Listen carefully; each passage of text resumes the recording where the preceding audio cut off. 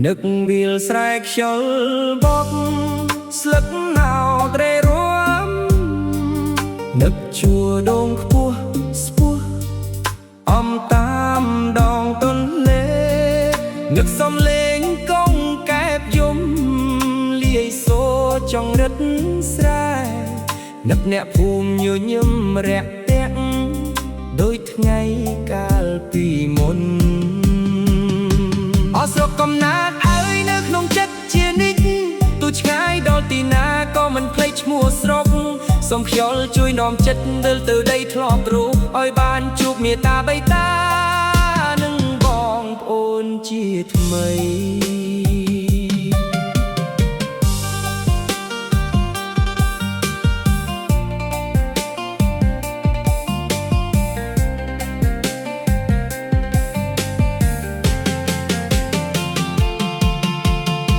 នឹកព្រឹកព្រលឹមស្រាលអាប់ស្បាងលើវាលសាយនឹកក្លិនស្រូវទុំឈ្ងុយ